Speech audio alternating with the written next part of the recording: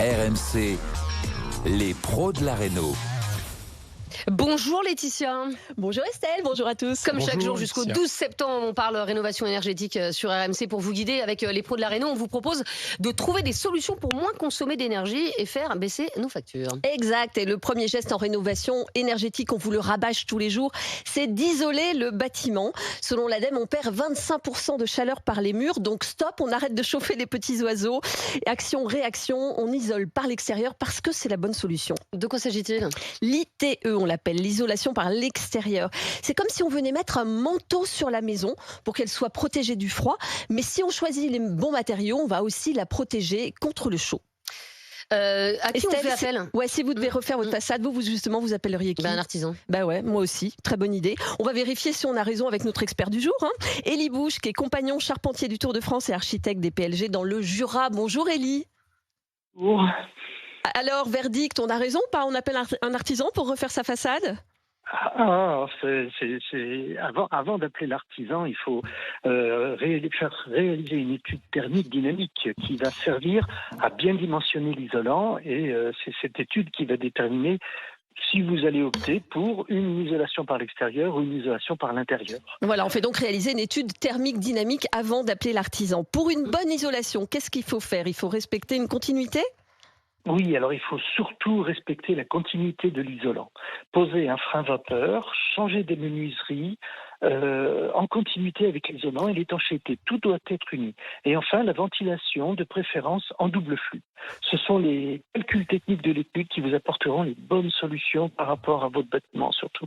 Alors aujourd'hui, on parle d'isolation extérieure, ça concerne tous les bâtiments. Vous pouvez isoler votre garage par l'extérieur, un immeuble, une maison individuelle, sauf évidemment si c'est un bâtiment qui est classé, par exemple, ou si Pas la isolé la façade... Tour Eiffel. Voilà, c'est sûr. Ou si la façade est tellement belle, la Tour Eiffel. Si la façade est tellement belle, c'est dommage aussi. Si on a une belle maison ancienne en briques ou en pierre meulière, par exemple. Pardon ? On va mettre un crépi. Oui, ça peut faire joli. Où est-ce que ça donne ? Il y aurait du boulot en tout cas. Bon, alors, si on ne peut pas isoler par l'extérieur, Estelle, on peut isoler par l'intérieur. Mais oui. Toujours pas la Tour Eiffel, ça marche pas. Pourquoi est-ce que généralement on dit qu'il vaut mieux privilégier l'ITE, l'isolation par l'extérieur ? Pourquoi c'est mieux, Élie ? Parce que l'isolant est continu. Ça, l'enveloppe doit être continue, alors qu'en intérieur, l'isolant sera interrompu par les éléments de structure, les planchers, les murs intérieurs, certains cloisonnements. Il y aura moins de ponts thermiques de fait par l'extérieur. Les ponts thermiques affaiblissent les qualités de l'isolant. Imaginez, vous mettez un manteau, un gros bonnet en plein hiver, et puis vous mettez rien autour du cou, et bien vous prenez froid. Et ben voilà, il y aura des courants d'air, évidemment, c'est logique. Donc il existe deux grandes techniques pour isoler par l'extérieur, lesquelles ?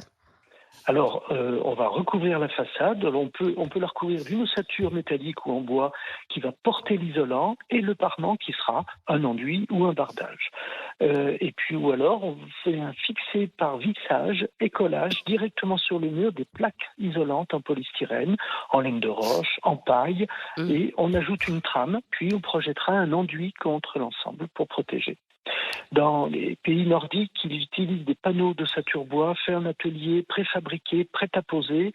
Et c'est une technique qui arrive en France qui fonctionne bien. Et ça, c'est génial parce que ça arrive carrément avec les fenêtres et tout intégré. C'est parfait.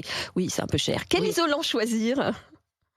Les moins coûteux, assez efficaces, c'est les polystyrènes, la laine de roche. Puis ensuite, il y a les biosourcés, les fibres de bois, les panneaux de paille compressés et qu'on fixe et qu'on enduit. Voilà.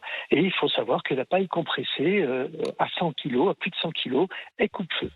Merci Élie. Donc je rappelle que pour bien isoler, il faut relier l'isolant, l'étanchéité à l'air, les fenêtres et ajouter ensuite la fameuse ventilation double flux, c'est encore mieux. L'isolation, c'est un peu comme si on fabriquait un manteau, on cousait un manteau, vous voyez.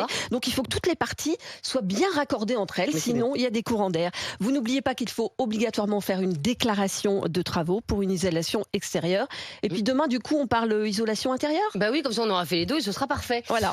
En tout cas, les Cyanais, vous êtes avec nous tous les jours jusqu'au 12 septembre et vous pouvez retrouver toutes ces infos sur notre site www.lesprodelareno.rmc.fr.